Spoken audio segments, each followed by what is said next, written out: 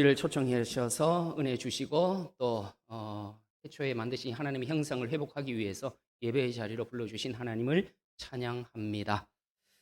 자, 사순절이 시작이 됐죠. 음, 어, 사순절의 주인공 역시 예수님입니다. 예수님. 자, 따라서 오늘 이 예수님께서 양의 문이 되신다라고 하는 이 말씀이 무슨 의미를 가지고 있는가 하는 것에 대해서 살펴보려고 합니다. 우리에게 양이라고 하는 그 동물은 그렇게 썩 친숙한 동물은 아니죠. 물론 우리도 뭐 양을 기르는 사람이 있기는 합니다만, 예. 그러나 소나 돼지가 훨씬 더 친숙하죠. 아프리카 어느 나라에도 양이 없어서 양에 대한 그 이해도가 없는 어떤 나라에 그 복음을 전하는데, 요한복음 1장 29절에 있는 말씀을 이렇게 이제 쉽게 그 양 대신에 다르게 번역을 했습니다. 보라, 세상 죄를 지고 가는 하나님의 어린 양이 아니라 하나님의 돼지 새끼를 보라. 예, 그렇게 번역을 한 나라도 있다고 합니다. 그래야 이해를 하니까 그들에게 있어서, 예, 어떤 돼지 새끼 속성 중에서 또 잘 따르고 순종하는 뭐 그런 부분이, 예, 뭐 있을 수도 있겠지요. 이스라엘의 뿌리인 그 히브리 민족은요, 원래 유목민이죠. 유목민. 정착해서 농사 짓는 게 아니었죠, 원래는. 양을 많이 길렀습니다. 이 양치기들은 낮에는 풀과 물이 있는 그 초원, 초지, 이걸 찾아서 여기저기 양을 데리고 다녔죠. 그러다가 저녁이 되면 그 우리, 양 우리에다가 넣습니다. 근데 그 우리가 두 가지 종류가 당시에 있었다고 그래요. 그럴 수밖에 없었을 것 같아요. 하나는 뭐냐면 들판에, 들에 그냥 임시로 만드는 우리입니다. 무슨 건축 자재가 있는 게 아니니까 돌 같은 것들로 그냥 야트막하게 경계를 치는 거죠. 워낙 양은 이게 순해서 이게 막 넘어가거나 이러지 않으니까 돌 이렇게 어느 정도는 쳐야 되겠죠. 그래도 뭐 늑대나 이리로부터는 또 막아야 되니까 그렇게 하고, 그리고 이제 문은 아주 좁게, 뭐 문을 닫는 게 아니라 그냥 드나들 수 있는 통로를 그렇게 남겨 놓는 거죠. 예. 그렇게 해서 그 목자가 양치기가 직접 문지기가 되는 거죠. 그 경우는 자기 양떼밖에 없으니까 그곳에는 자기 양떼만 넣는 그런 임시 울타리가 되겠죠. 아마 예수님께서 탄생하실 때에 그 별을 보고 찾아온 목자들이 있었지 않습니까? 그리고 천사들로부터 그 탄생 소식을 듣고 찾아오죠. 그 목자들이 바로 이런 종류의 목자들이었을 것으로 생각이 됩니다. 자, 다른 하나의 우리는 마을에 있는 우리입니다. 마을에. 이 우리는 아주 큽니다. 그리고 공통으로 사용하죠. 함께 여러 목자들이 동시에 양떼를 집어넣습니다. 자, 이 경우에는 목자가 그 문을 지키는 게 아니라 문지기가 따로 있었습니다. 따로. 그리고 아침이 되면은 목자들은 각자 자신의 어떤 특이한 소리나 말, 뭐 이런 걸 통해서 이제 자기 양떼를 모이게 하죠. 희한하게 양들은 자기 그 목자의 음성을 듣고 알아차리잖아요. 그렇게 모여가지고 이제 목자와 함께 다시 초원으로 찾아갑니다. 자, 그러면 이제 들로 나가서 풀을 잘 뜯어 먹죠. 근데 오늘 본문에 나오는 경우는 어느 경우냐? 두 번째에 속한다고 볼 수 있습니다. 한 그 우리 안에 여러 목자의 양들을 함께 넣는. 그래서 목자의 음성을 알아듣느냐 못 듣느냐 이런 거죠. 물론 여기서 목자는 예수님입니다. 예수 그리스도 목자는. 그리고 양의 문 역시 예수 그리스도입니다. 양의 문. 그리고 양우리는 뭐냐? 양우리, 울타리는 바로 당시의 유대교를 의미합니다. 유대교. 그리고 문지기는 구약의 선지자들을 의미하는 것으로 우리가 이해하면 좋죠. 그럼 양은 뭡니까? 양은 바로 우리들이죠. 예, 양은 주님의 백성들입니다. 네, 양이라고 하는 그 속성 겁이 되게 많죠. 겁이. 그리고 그래서 양은 그 동물들 중에 아주 뭐 가장 약한 동물 중에 하나입니다. 그러니까 자기 방어 수단이 전혀 없습니다. 양은. 그리고 시력도 아주 안 좋아서 근시안이죠. 멀리 못 봅니다.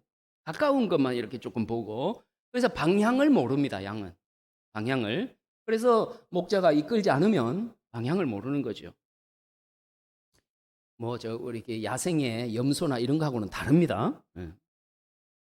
그 양은 스스로 먹이를 구하지도 못합니다. 가축으로서의 양은.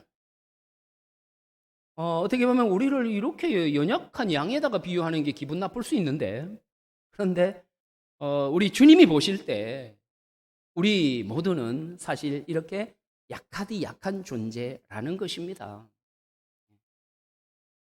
자, 그러면 예수님께서 양의 문이라고 하는 오늘 7절 말씀, 이 말씀에서 우리가 첫 번째로 생각해 볼 것은 예수 그리스도만이 유일한 문이라는 사실입니다.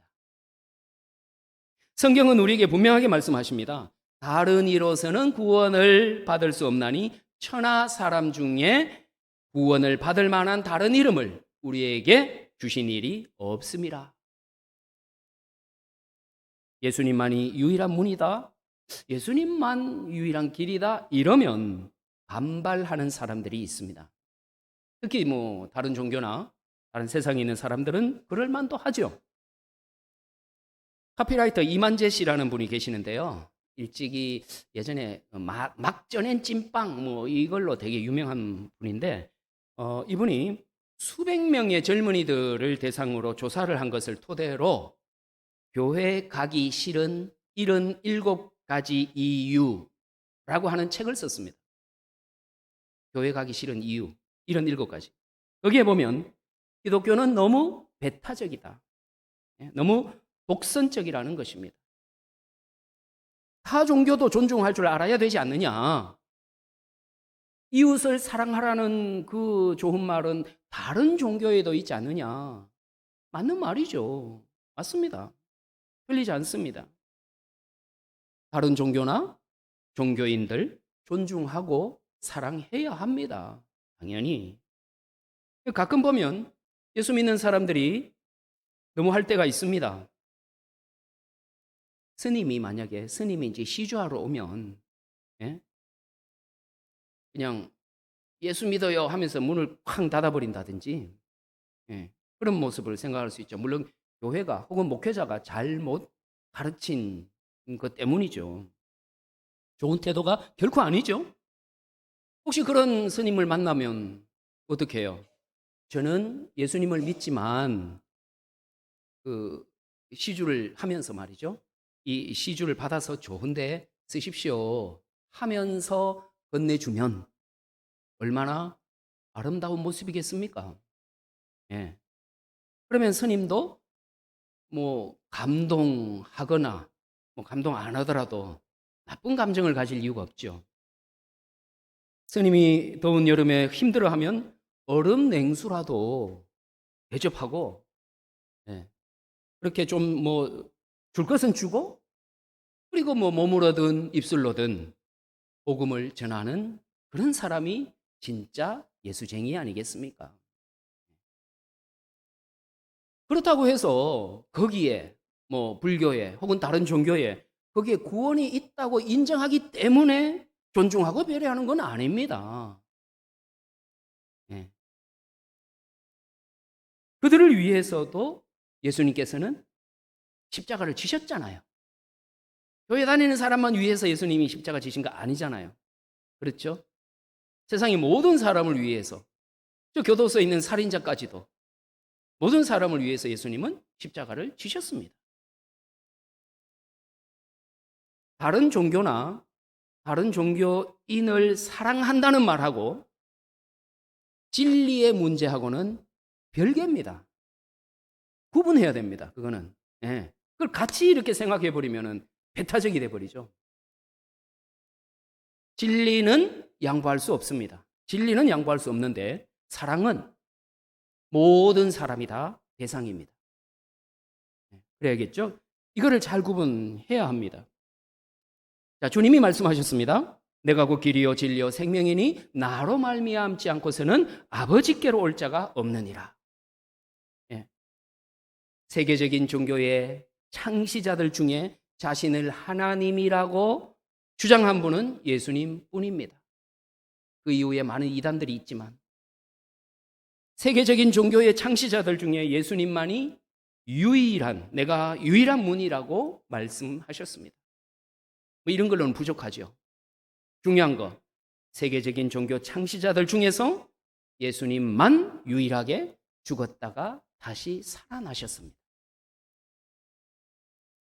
예수님만이 하나님의 자녀가 되는 유일한 길임을 믿으시기 바랍니다.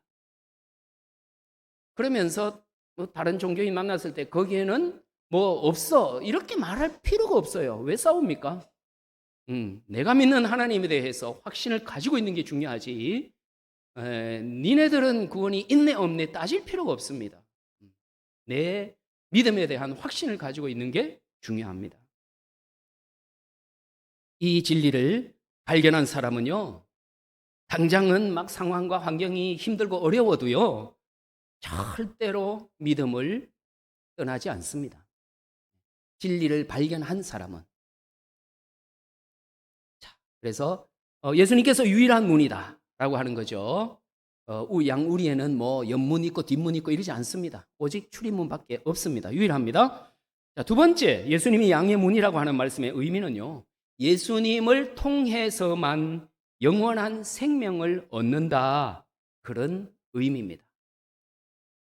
9절과 10절 중간까지 제가 봉독하면, 내가 문이니 누구든지 나로 말미암아 들어가면 구원을 받고 또 들어가며 나오며 꼴을 얻으리라. 도둑이 오는 것은 도둑질하고 죽이고 멸망시키려는 것뿐이요, 내가 온 것은 뭡니까? 양으로 생명을 얻게 하려고 오셨다는 겁니다.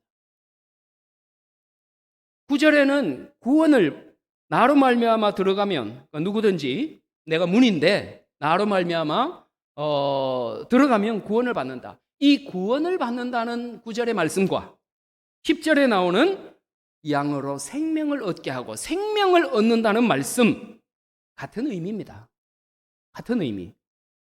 그래서 예수 그리스도는 우리에게 생명을 주시는 분이시다 는 것을 확실하게 믿으시기 바랍니다. 그런데 이 생명에는, 성경에 나오는, 우리말로는 생명이라고 다 번역을 해놓았지만 성경에는 몇 가지가 나옵니다. 다른 단어로. 그 중에 대표적인 것이 비오스라고 하는 단어가 있습니다. 우리가 영어에서 바이오라고 알고 있죠. 예, 그 I자를 영어에서는 I라고 발음하니까 바이오가 되고요. 예, 여기 라틴어나 헬라어에서는 그냥 E라고 발음하니까 비오가 됩니다. 예, 비오스. 생자 되죠. 뭐 이렇게 나가는 거, 바이오 붙은 거 많잖아요. 우리 뭐 야구르트나 뭐 이런 거에도 있고요. 자, 비오스라고 하는 이 생명이라고 하는 단어가 있습니다. 이것은 그야말로 생물학적인 생명입니다. 부모로부터 물려받은 그 생명, 육신의 생명이죠. 살아있는 모든 생명체는 다 비오스를 가지고 있는 거죠. 우리 모두 비오스는 다 있습니다. 그러니까 살아있다고 말하는 거죠. 근데 또 다른 단어가 있습니다. 이게 중요합니다. 조에라고 하는 단어가 있습니다. 생명입니다. 이것도 조에. 조에. 이 생명은 뭐냐? 하나님께로부터 받은 생명, 영원한 생명입니다. 구원받은 사람은 다 비오스에다가 더해서 조에를 가지고 있죠. 그죠? 네, 조에. 하나님이 주신 영원한 생명을 또한 지니고 있습니다.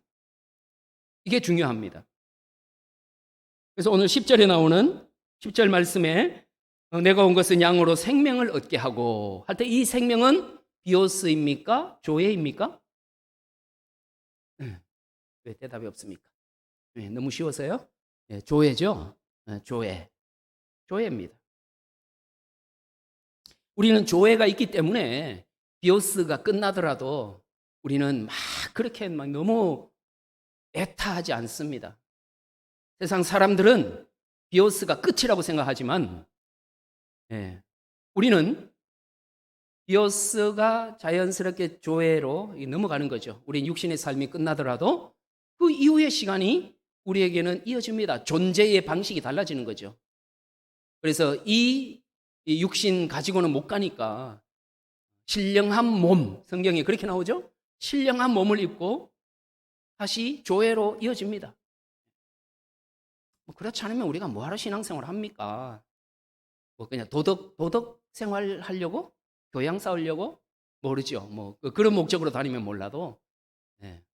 그렇지 않고 우리가 정말 하나님께 영광 돌리며 또 우리가 장차 하나님 나라에서 먼저 간 우리의 가족들도 만나고 또 우리 모두가 영원한 하나님 나라에서 그 조회의 기쁨을 누리면서 살아가는 것이 있기에 그게 우리의 소망 아니겠습니까? 네, 소망. 이 땅에서의 시간이 전부라면 어떤 종교를 믿으면 어떻습니까? 상관이 없지. 예. 굳이 교회를 다녀야 합니까? 예. 근데 그게 아니잖아요. 그 이후에 시간이 있습니다. 예. 그리고 하나님께서 반드시 알곡과 가라지를 가릴 때가 오고요. 예. 그 믿음이 있기 때문에 우리는 이 땅 가운데에서 아무리 힘들고 어려워도 믿음으로 이겨내는 것 아니겠습니까? 자, 여러분, 생명의 그 종류가 달라지면요, 살아가는 방식도 다릅니다. 돼지의 생명을 가지고 있으면 맨날 꿀꿀이 죽을 찾겠죠. 소의 생명을 가지고 있으면 계속해서 풀을 찾습니다.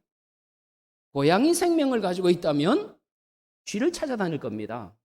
네, 다 저마다 생명의 종류에 따라서 살아가는 방식이 다릅니다. 예수님을 인격적으로 만나서 거듭난, 이게 중요합니다. 거듭난. 그 다음에 조회죠. 거듭난 조회, 거듭난 생명을 가진 사람과 여전히 생물학적인 그 비오스 생명만 가지고 있는 사람은 그래서 다를 수밖에 없습니다. 같을 수가 없습니다. 성경이 무슨 말인지 모르겠고, 네. 설교도 이해가 안 되고, 나중에 이제 고백하는 그런 분들 계시죠. 처음에 교회 다닐 때는 도대체 무슨 말인지 모르겠더라. 네. 우리 말이 어려워서도 아니고, 그렇다고 역사적인 배경 지식을 가지고 있어야 이해되는 그런 내용 아니더라도, 이해 안 되는. 어느 때 언제부터 성경이 읽어지고, 설교 말씀이 들어오더라. 이런 고백을 많이 하죠. 교회 생명이 있어야 비로소 성경 말씀도 이해가 되고 설교 말씀도 이해가 되고 그렇게 되는 것입니다. 그러지 않으면 영적인 얘기하면 재미없어 합니다. 답답해 합니다. 찬송, 복음송, 찬양 이런 거 보다가 세상의 노래가 여전히 더 좋고 그런 거죠. 교회 오는 것 보다가 등산 가고 쇼핑 가고 하는 게 훨씬 더 즐겁습니다. 비오스만 가지고 있으면. 가치관이 아직 변화되지 않았다라고 하는 증거죠. 비오스에서 조회로 넘어가지 못한 상태입니다. 자, 이런 분들은 새로운 생명, 즉 조회를 얻어야 영원한 생명을 누리게 됩니다. 오늘 말씀이 뭐라고 합니까? 내가 온 것은 양으로 생명을 얻게 하고 그랬습니다. 예수님만이 우리에게 조회, 즉 영원한 생명을 주신다는 것을 믿으시기 바랍니다. 세 번째는요, 예수님께서 양의 문이다라고 하는 세 번째 의미는 예수님을 통해서 더 풍성한 생명을 얻는다는 사실입니다. 10절 남아있는 하반절 마지막 부분, 더 풍성히 얻게 하려는 것이다. 첫 번째는 생명을 얻게 하는 것이고 영원한 생명 얻는 것이고 그 다음에 그것으로 그치지 않고 더 풍성한 삶을 살게 하도록 하기 위해서 주님이 오셨다는 것이죠. 영원한 생명만 있고 기쁨도 재미도 없다면 영원히 사는 게 무슨 의미가 있습니까? 우리 오래오래 사십시오 그러면 어떤 사람들은 특히 아프고 힘들고 이런 분에게 오래 사십시오 그러면 이게 복이 아니라 저주라고 하잖아요. 예. 그러니까 오래 사는 게 중요한 게 아니라 뭡니까? 건강하게 사는 게 중요한 것이죠. 예, 그건 뭐 누구나 부정하지 않습니다. 건강하면서 오래 살아야죠. 마찬가지. 우리가 영원한 생명만 가지고 있는 게 뭐가 중요합니까? 영원한 생명을 가지고 있으면서 기쁘고 행복하고 뭐 좋고 뭐 이래야 되는 것이죠. 예. 그러기 위해서 주님이 오셨다는 것입니다. 그 두 가지 다를 위해서. 갓난아기가 참 이쁩니다. 꽃보다 아름답다고 하지 않습니까? 꽃보다가. 근데 아직은 아주 약한 생명이죠. 생명은 생명입니다. 아주 약한 생명. 풍성한 생명이 아닙니다. 구원받는 것도 마찬가지입니다. 여러분, 어떤 사람은 그냥 구원받은 것으로 만족합니다. 이게 갓난아기죠. 아, 나는 뭐 천국 가면 됐지 뭐. 이걸로 끝내요. 천국 가면 됐지 뭐. 예. 이런 사람은 영적으로 갓난아기고 안전뱅이인 것이죠. 자라나지 못하고 있는 겁니다. 하나님은 우리가 이 땅에서 영적으로 성숙해져서 더 복되고 기쁘고 행복한 삶, 그리고 세상의 염려에 찌들었던 것에서 벗어나서 하나님이 주시는 신령한 기쁨을 누리며 살기를, 행복하게 살기를 원하십니다. 하나님의 뜻입니다. 어느 성도가 죽어서 천국에 갔습니다. 주님께서 이곳저곳 구경시켜 주신 후에 어느 창고로 데리고 갔습니다. 근데 거기에는 보니까 창고 안에 각종 막 소포 같은 게 막 엄청 쌓여 있습니다. 그래서 주님, 저게 뭡니까 다? 그러니까 주님이 대답하시죠. 성도들에게 주려고 포장까지 해놨는데 찾아가는 사람이 없어서 그냥 쌓아놓은 거야 라고 말씀하십니다. 우리를 위해서 좋은 것들을 하나님께서 많이 쌓아놓으신 줄로 믿으시기 바랍니다. 그게 풍성한 삶입니다. 예비된 삶입니다. 왜 우리가 누리지 못하는 걸까요? 하나님 앞에서 우리가 바른, 좋은 반응을 하지 못하기 때문에. 그래서 믿음이라고 하는 것은 올바른 반응입니다. 믿음은 반응이다. 고통스러운 문제가 찾아왔을 때 우리는 대개 두 가지로 반응합니다. 첫 번째는 부정적으로 반응하죠. 가만히 우리 마음을 다스리지 않고 가만두면 본능적으로 이렇게 됩니다. 열역학 2법칙, 엔트로피 법칙. 모든 것은 에너지를 가해주지 않으면 허물어진다. 대표적인 게 집이라고 했습니다. 뭔가 가꾸고 쌓고 다듬고 닦고 해야 유지가 됩니다. 그래서 빈 집은 자꾸 뭔가 유리창 깨지고 무너지죠. 시간이 갈수록 부정적인 반응. 만약에 내가 자꾸 입에서 또 마음에서 불평과 원망 이런 것들이 생각이 되고 입에서 나오고 그렇다면 그 자체가 벌써 불신앙이죠, 사실은. 하나님이 풍성한 삶을 약속하신 것을 믿지 못하고 있는 겁니다. 이렇게 되면 너무 견디기가 힘들어집니다. 힘들어요. 내가 보는 모든 것들이 그냥 지옥이 될 수 있습니다. 다 못마땅해요. 이런 반응이 습관이 되면 인생도 그냥 비참해지죠. 이 상태로는 주님께 쓰임받을 수가 없습니다. 목회자의 첫 번째 기도의 제목이 될 것이고요. 성도들의 안타까움이 될 것입니다. 하나님이 준비하신 풍성함을 전혀 누리지 못하는 것입니다. 그런데 반면에 긍정적인 반응이 있습니다. 바로 믿음으로 반응하는 것이지요. 하나님께서 나를 더 풍성하게 하시려고 그래서 나를 훈련시키고 단련시킨다는 것을 믿고 그 하나님의 인도하심에 따르는 것입니다. 그래서 믿음의 반응은 고난 중에도 감사가 나오는 것이죠. 그래서 고난 중에도 감사가 나옵니다. 그래서 고난은 변장된 축복이라고 하는 말이 생겨납니다. 우리가 종종 경험하지요. 어떤 환난 가운데에서 믿음으로 살아갔을 때에 또 평안한 그런 때를 맞이하게 되는 경우들을 종종 경험합니다. 우리 인생에는 늘 파도가 있기 마련 아닙니까? 믿는 자든 믿지 않는 자든 똑같습니다. 우리 교회 다니면은 만사형통? 아니죠. 여기가 천국입니까? 그렇게 되게? 아닙니다. 이곳에는 죄악이 난무하고 나 스스로도 죄가 있고, 그래서 세상의 사람들이 경험하는 아픔과 동일한 것들을 우리도 겪을 수밖에 없습니다. 교통신호 졸다가 그냥 신호 못 보고 가면 사고 날 수밖에 없습니다, 여러분. 어쩔 겁니까? 네.